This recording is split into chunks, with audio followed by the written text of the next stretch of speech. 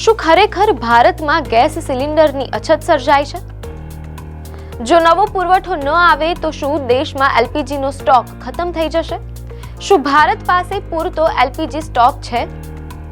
Gas એજન્સીઓ બહાર લાંબી લાઈનો, શું આ વાસ્તવિક અછત છે કે પછી માત્ર પેનિક બુકિંગ?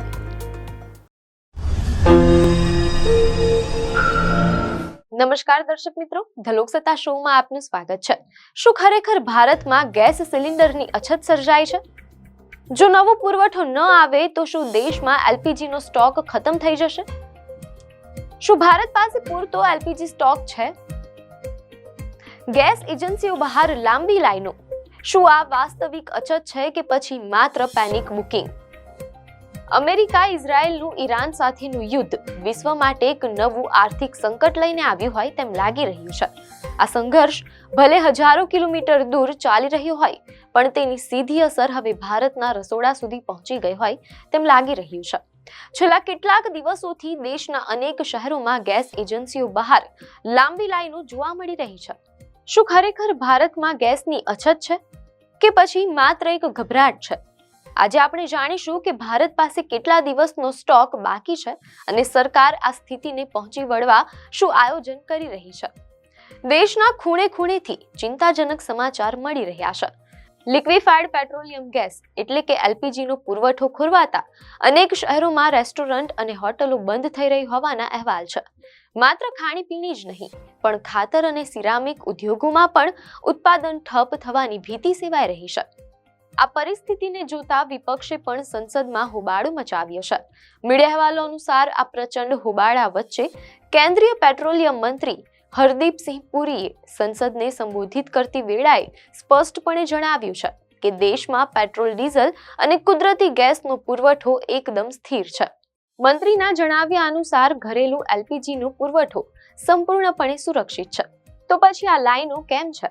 મીડિયા અહેવાલોમાં જાણવા મળેલ છે કે સરકારનું કહેવું છે કે આ તંગી વાસ્તવિક પુરવઠાના અભાવે નહીં, પરંતુ ગ્રાહકોમાં ફેલાયેલી અસુરક્ષાની ભાવનાને કારણે છે.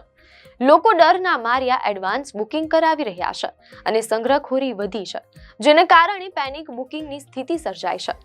મીડિયા અહેવાલોમાં જાણવા મળેલ છે કે વડાપ્રધાન મોદીએ પણ કહ્યું છે કે સપ્લાય ચેઇનમાં જે નાની અડચણો છે તેને દૂર કરવા માટે સરકાર સતત મહેનત કરી રહી છે. મીડિયા અહેવાલોમાં એમ પણ જાણવા મળેલ છે કે petroleum planning and analysis cell PPAC ના આંકડા મુજબ ભારત પોતાની જરૂરિયાતનો લગભગ 60% એલપીજી આયાત કરે છે. છેલ્લા એક દાયકામાં ભારતમાં ગેસનો વપરાશ લગભગ 60% જેટલો વધ્યો છે, પરંતુ તેની સામે ઘરેલું ઉત્પાદન સાવ સ્થિર રહ્યું છે. નાણાકીય વર્ષ 2018 થી 2025ના 8 વર્ષના ગાળા દરમિયાન ભારતમાં એલપીજી ઉત્પાદન 12 મિલિયન મેટ્રિક ટન ઉપર સ્થિર છે. અહેવાલો મુજબ ભારતમાં ગેસના વપરાશમાં જે ઉછાળો આવ્યો છે તેની પાછળ પ્રધાનમંત્રી ઉજ્જવલા યોજના PMUY મોટો ભાગ ભજવે છે. અહેવાલો મુજબ ગ્રામીણ વિસ્તારોમાં સ્વચ્છ ઈંધણ પહોંચાડવાના હેતુથી શરૂ કરાયેલી આ યોજનાને કારણે આજે દેશમાં લગભગ 33 કરોડ સક્રિય ઘરેલું ગ્રાહકો છે. ઉજ્જવલા યોજનાના જ 10 કરોડથી વધુ કનેક્શન છે. ભારત જે ગેસ આયાત કરે છે તેનો લગભગ 85% હિસ્સો હોર્મુઝની સામુદ્ર ધુનીમાંથી પસાર થાય છે. ઈરાન અને અમેરિકા ઇઝરાયેલના યુદ્ધને કારણે ઈરાને આ માર્ગ લગભગ બંધ કરી દીધો છે. ભારતની લગભગ 33% જરૂરિયાત માત્ર કતાર પૂરી કરે છે અને લગભગ 27% UAE. આ બંને દેશોનો માર્ગ હોર્મુઝમાંથી જ નીકળે છે. સૌથી વધુ ચોંકાવનારી વિગત ભારતની ગેસ સંગ્રહ કરવાની મર્યાદિત ક્ષમતા છે. મીડિયા અહેવાલોમાં જાણવા મળેલ છે કે ઓક્ટોબર 2025ના આંકડા મુજબ ભારતની કુલ એલપીજી સંગ્રહ ક્ષમતા 1555.6000 મેટ્રિક ટન છે. જો આજની તારીખે વિદેશથી આવતો નવો પુરવઠો સંપૂર્ણ બંધ થઈ જાય તો ભારત પાસે રહેલો સંગ્રહિત ગેસ આખા દેશની જરૂરિયાત લગભગ 18 દિવસ સુધી પૂરી કરી શકે તેમ અહેવાલોમાં જાણવા મળેલ છે. આ 18 દિવસની સરેરાશ ક્ષમતા પણ આખા દેશમાં એક સમાન નથી. આંકડા દર્શાવે છે કે પશ્ચિમ અને દક્ષિણ ભારતના રાજ્યો પાસે લગભગ 23 થી 26 દિવસ સુધી ચાલે તેટલો પુરવઠો હોવાનું અહેવાલોમાં જાણવા મળેલ છે. જ્યારે ઉત્તર ભારતના રાજ્યો પાસે આશરે 8 દિવસ સુધી ચાલે તેટલો જ એલપીજી સંગ્રહ કરવાની ક્ષમતા છે. આથી જ દિલ્હી, પંજાબ, હરિયાણા અને ઉત્તર પ્રદેશ જેવા રાજ્યોમાં ગેસની અછતની અસર સૌથી વહેલી અને સૌથી વધુ જોવા મળી રહી છે. મીડિયા અહેવાલોમાં જાણવા મળેલ છે કે ઇન્ટરનેશનલ એનર્જી એજન્સી IEA એ 2030 સુધીના ભારતની તેલ અને ગેસ બજાર વિશે આગાહી કરવામાં આવી હતી.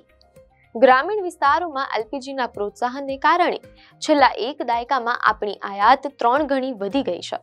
ભારત એ વિશ્વનો અગ્રણી એલપીજી વપરાશકર્તા દેશ હોવા છતાં તે એલપીજીનો સંગ્રહ કરવા માટે પૂરતી વ્યવસ્થા નથી ધરાવતો.